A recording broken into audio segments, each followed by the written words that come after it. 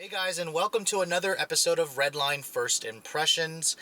Lexus has sent me one of the company's best-selling luxury vehicles ever. This is the all-new 2017 Lexus RX 350, one of the original luxury crossover SUVs.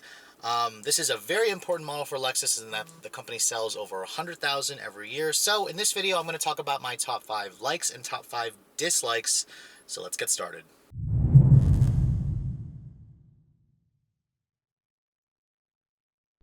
To get things going, I'm going to first talk about the 5 things that I don't like about the new Lexus RX 350. And number 5 is going to go to the rear end styling, and particularly that floating rear roofline. I really don't like the way that looks. I didn't like it on the Murano, and I hate the fact that Lexus copied it for this all-new 4th generation RX. I just think it cheapens the overall look of the car.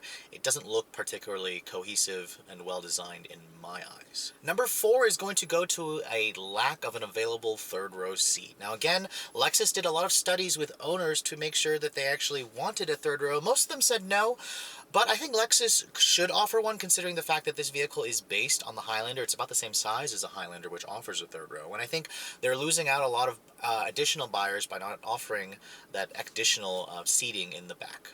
Number 3 is going to go to the remote touch interface with that mouse pad controller. Now again, I've complained about it in other Lexus products, so I'm going to mention it again in this car because it really ruins the overall the rest of the interior, which is quite beautiful in my eyes. And I find that the remote touchpad interface really is complicated to use, not easy to use while you're driving. And some of you may say you get used to it while you're driving. You shouldn't have to, because I believe the Germans have a much better user interface for their infotainment systems. Number 2 is going to go to a lack of available Android Auto and Apple CarPlay. Now Lexus says their Lexus Inform apps are supposed to replace that. However, I completely disagree with that. If you really want to be at the forefront of technology, you need to offer that feature, especially if you want to attract younger buyers. And my number 1 least favorite thing about the new RX is the way it handles. This vehicle, while it doesn't handle in an unsafe manner, it's just not very engaging. The RX has never been that way, and that's definitely not the case. That's definitely the case for this vehicle, especially when you compare it to like an Acura MDX, a Jaguar F-Pace, all the German competitors.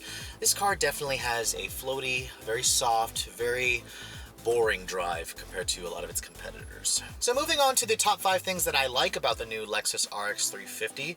Number 5 is actually going to go to the front design of this car. Now again, some of you think it's really ugly. I think it actually works okay on the RX. The old one definitely has always been a very boring looking car, and Lexus definitely made this new one more aggressive. I think the car looks better in the non-F-Sport trim, like my tester.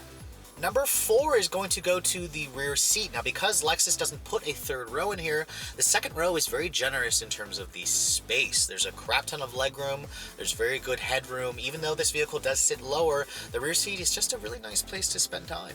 Number 3 is going to go to that gigantic 12.3-inch infotainment screen. Now, this is actually one of the largest screens in this class. A lot of the competitors are stuck around like 8.4 inches at the most. So Lexus really has a big, nice screen, and for those of you who want that, this is one of the vehicles that's going to end up on your short list. Number 2 is going to go to the smoothness of this car. Now, I've driven a lot of cars in 2016, and I have to say that this is one of the smoothest cars I've ever driven. Smooth transmission, smooth engine, smooth ride, really quiet, and I can see exactly why this vehicle is a top seller in the US. And last but not least, my number 1 feature about the RX is actually the interior. Now, aside from the awful remote touchpad interface, the rest of the interior, from the big 12.3-inch screen to the comfy, soft, supple leather seats to the design of the dash and the wood and leather on the steering wheel, I really like the interior design. Now, some of you may knock it for just being, you seeing a lot of Toyota parts in here, but again, I see a very unique design language in here. I think Lexus did a phenomenal job with the interior, and you wouldn't even suspect that this is a Toyota Highlander underneath. The interior is just completely different, and it's very Lexus-like on the inside. But that does it for my Redline First Impression. If you guys are looking to see the latest cars I'm testing, be sure to follow me on Instagram at Redline_reviews.